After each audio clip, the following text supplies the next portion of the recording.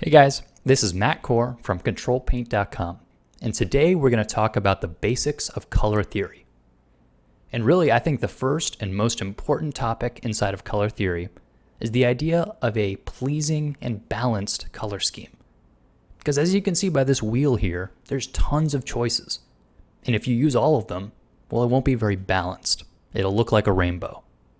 There's a lot of ways to go about choosing a color palette. But there are some handy color schemes that are some general guidelines, which will help you get started. The first one I'm going to talk about is analogous, and this is as basic as it gets. To see this in action, let's take a look at some of Scott Robertson's paintings. This first painting here is a great example of an analogous color scheme. And all that means is that the colors he used are very tightly grouped inside the color wheel. And he's using a variety of different saturated and desaturated, which means more and less vibrant, versions of these colors, but they're all basically the same colors. And as a result, he's got a very pleasing composition. So if you're just starting out, an analogous color scheme is a very safe bet. And here we've got another analogous color scheme, although this one is a bit wider. And you can see that there's a very vibrant red.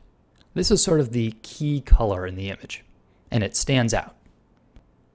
So there's a lot of desaturated violets and blues and grays, and then a very strong red.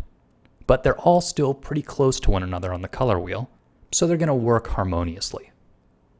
Now, if you want to branch out a bit, you might try playing a cool color off of a warm color. So if you look at the color wheel, one half are warm colors, and the other half are cool. So the next color scheme is called a complementary color scheme. And in this painting, you can see there's a lot of blue, but also some orange and some desaturated orange. And it just so happens that blue and orange are across from one another on the color wheel. And this is how you generate a complementary color scheme. You start on one side of the color wheel, pick any anchor color that you like, and then look directly across, and you've got its complement. But one of the reasons that this painting works so well is that it doesn't have a lot of bright orange. There's a fair amount of water, which is saturated blue, but then most of the boat is pretty gray. And only here and there are there actually hot spots of bright orange. So just picking blue and orange as a complementary color scheme doesn't guarantee that it's going to work nicely. Next, you have to find a very pleasing balance of saturation. And generally that means mostly desaturated, and then here and there highlighting areas with a bit more punch, a little extra saturation.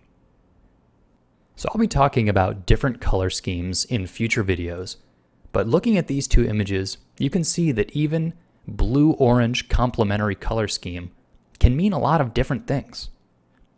And when you go to make your own color schemes, remember to be subtle. Try incorporating the brightest, most vibrant colors into your focal point.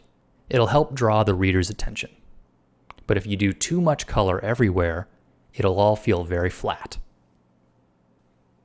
All the paintings that you saw in today's video are painted by a guy named Scott Robertson. If you're looking for inspiration, this is a great guy to turn to. You can find him online at cargocollective.com/drawthrough. Or buy one of his books.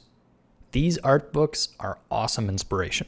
I have a few on my bookshelf, and I'm always flipping through them looking for cool industrial design stuff.